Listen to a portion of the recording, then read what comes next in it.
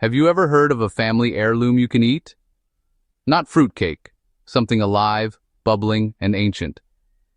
Imagine a glass jar, not holding ashes, but a living colony of wild yeast, a sourdough starter passed down for generations.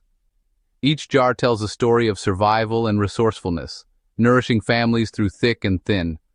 These starters have survived wars, migrations, and hard times, a testament to the enduring human need to create and provide.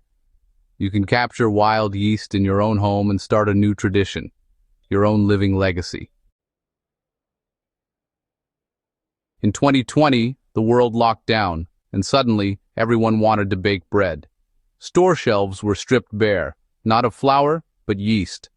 Those little yellow packets became as rare as gold, but people found a solution, growing their own yeast with sourdough starters.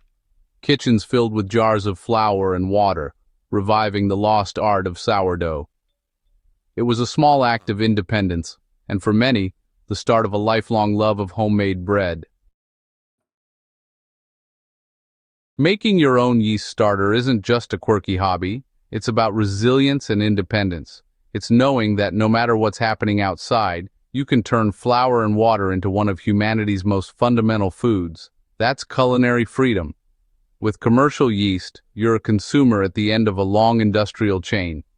With a wild starter, you're a producer, an active participant in your own food creation. This shift is transformative. You're not just following a recipe, you're collaborating with a living organism. It's a partnership, and the bread you bake is the delicious result. This mindset extends beyond bread. Maintaining a starter teaches patience, observation, and planning. It connects you to natural rhythms and builds confidence. If you can create life in a jar and feed yourself, what else can you do? The journey often leads to a more profound destination, reclaiming a piece of your own food sovereignty. It's about building a resilient household, one loaf at a time. You don't have to go off the grid, just blend old-world wisdom with modern life. One more skill in your back pocket, and a resource whose value can't be overstated. In one corner, commercial yeast, the show poodle of the yeast world, predictable, fast, and uniform. Scientists bred a single, efficient strain for speed and reliability. Open a packet, and you know exactly what you'll get. It's perfect for quick bread, with a long shelf life. In the other corner, wild yeast starter, the scrappy mutt, a diverse, chaotic community of wild yeasts and bacteria. It's a living ecosystem, unique to your environment, with complex, tangy flavors. Wild starters work slowly, are less predictable, but with proper care, can live indefinitely. When it comes to flavor, commercial yeast gives you one-note yeasty. Wild starters are flavor factories. The bacteria, especially lactobacillus, create lactic and acetic acids for that signature tang. It's the difference between a solo act and a full orchestra. Nutrition? Commercial yeast rises bread quickly, but that's it. Wild starters, with slow fermentation, break down flour components, making bread easier to digest and more nutritious. The bacteria pre-digest the flour, unlocking nutrients and making the bread gentler on your system. So, it's not just convenience versus flavor, it's a simple product versus a living ingredient that transforms your bread. Wild starters offer complexity, nutrition, and a taste you can't get from a packet. The choice is yours, fast and predictable, or slow and extraordinary. For many, the wild path is worth every extra hour, and your taste buds will thank you. Why is sourdough often healthier? It's all about the long, slow fermentation. Commercial yeast gives a quick rise, but leaves flour's proteins and starches mostly unchanged. Your gut does all the work. With a wild starter, fermentation takes hours or days. Yeasts and bacteria feast, breaking down complex flour components. Lactobacillus bacteria pre-digest gluten and starches, making bread easier to digest. They also tackle phytic acid, an anti-nutrient that locks up minerals. The bacteria's acids activate phytase, which unlocks minerals like iron and zinc, making them more absorbable. The result? Bread that's easier on your stomach and more nutritious. Many who can't tolerate regular bread find sourdough gentler. The gluten isn't gone, but it's partially broken down. Plus, the acids lower the bread's glycemic index, so it's less likely to spike your blood sugar. An ancient process, perfectly suited for modern bodies. Sometimes old ways really are the best.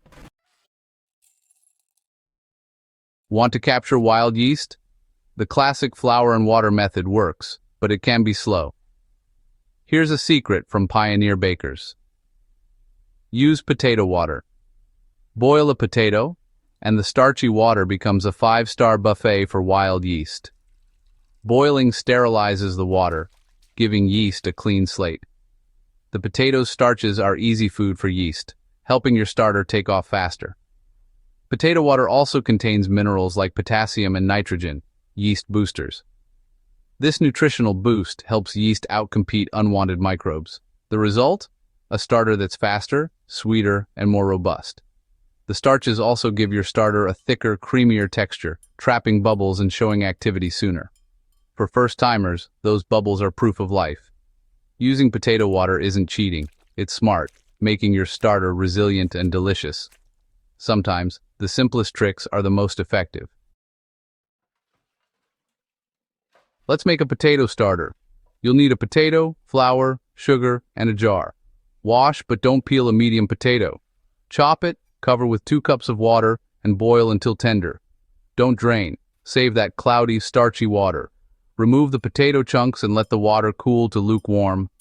Pour the potato water into a clean jar. Add 1 teaspoon sugar and 1 tablespoon flour. Stir until dissolved. Cover loosely with cheesecloth or a coffee filter. Let air in, but keep dust out. Place the jar in a warm spot, out of direct sunlight. Stir once or twice a day for 2 to 3 days. Soon you'll see bubbles and a sweet fermenty smell. Success! Now, start feeding. Add a tablespoon of flour daily. As it gets more active, begin a regular feeding schedule. Each day, discard half the starter and feed the rest with equal parts fresh flour and water, or more potato water. This keeps your yeast colony healthy and ready for baking. The discard and feed process is key to a vigorous starter. In about a week, you'll have a bubbly, active starter. You're now ready to bake real bread. No commercial yeast required. Your living legacy begins here. You've created a bubbling starter. Now it's time to bake. Using a wild starter is more art than science, but here's what you need to know. Use your starter at its peak, a few hours after feeding, when it's bubbly and expanded. If it's flat or smells alcoholic, it's hungry. Feed it and wait. To adapt recipes, substitute 1 cup of active starter, half flour, half water by weight, for a packet of yeast, reducing flour and water by half a cup each. Adjust as needed. If dough is too wet, add flour. Too dry, add water. Wild starters vary, so learn to read your dough. The biggest difference is time. Wild starter breads rise much slower. The first rise can take 4 to 12 hours, depending on starter strength and kitchen temperature. The second rise is also longer. Embrace the slowness. This is when flavors develop and gluten breaks down. Patience is rewarded with superior flavor, texture, and digestibility. Don't rush. Let the process work its magic. Baking with wild yeast is about flexibility and observation. Each loaf is unique, shaped by your hands and your home. Enjoy the journey and the bread. A healthy starter means regular feedings and discard. But discard isn't waste. It's a flavor-packed ingredient for other recipes. The classic use? Sourdough pancakes or waffles. Mix a cup of unfed starter with flour and milk. Let it sit overnight, then add eggs, butter, salt, and baking soda in the morning. The result? Light, tangy pancakes that put regular ones to shame. Or make quick flatbreads. Mix discard with flour, olive oil, and salt. Rest, roll out, and cook in a hot skillet. They puff up beautifully, perfect for wraps or snacking.